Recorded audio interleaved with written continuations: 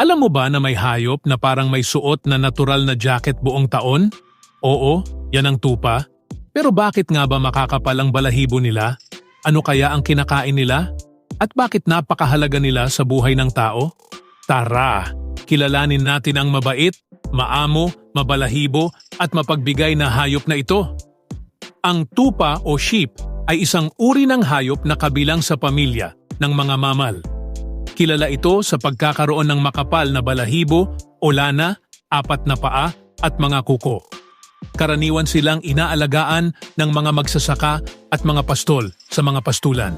Ano ang kinakain ng tupa? Ang tupa ay isang herbivore o kumakain ng halaman. Ang pangunahing pagkain nito ay damo at iba pang mga halaman na matatagpuan sa pastulan. Bilang isang ruminant, nginunguya nila ng paulit-ulit ang kanilang kinakain para mas madaling matunaw.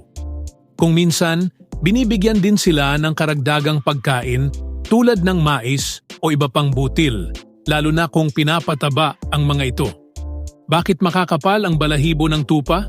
Ang makapal at kulot na balahibo ng tupa na tinatawag na lana, wool, ay nagsisilbing pananggalang o proteksyon.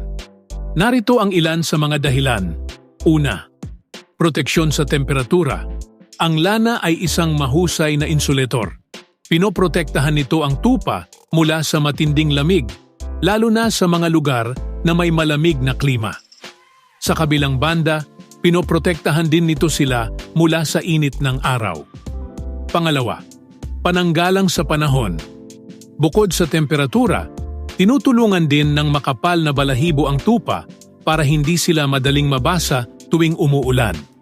Mahalaga ba sa mga tao ang mga hayop na ito? Oo, lubhang mahalaga ang mga tupa sa mga tao dahil sa iba't ibang gamit nito. Una, lana, wool. Ang lana ang pinakamahalagang produkto mula sa tupa. Ginagamit ito sa paggawa ng iba't ibang produkto tulad ng damit, sweater, kumot, carpet, at iba pang tela. Ang lana ay kilala sa tibay, init, at pagiging malambot. Pangalawa, karne at gatas. Kinakain ang karne ng tupa na tinatawag na mutton o lamb, batang tupa. Mula naman sa gatas ng tupa, ginagawa ang iba't ibang uri ng keso. At pangatlo, kultura at relihiyon. Sa kasaysayan, mahalaga rin ang tupa sa kultura at relihiyon. Madalas silang ginagamit bilang simbolo ng kawalang malay at kadalisayan sa iba't ibang paniniwala. Tinatawag din na pastol ang isang taong nag-aalaga ng tupa.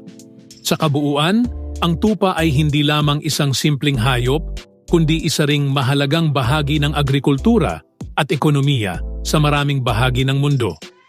Kung nagustuhan mo ang kwento tungkol sa ating mabalahibong kaibigan, huwag kalimutang i-like at i-share para mas marami pa ang makaalam kung gaano kahalaga ang tupa sa buhay natin.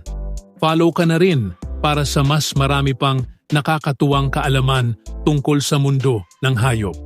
See you sa next video.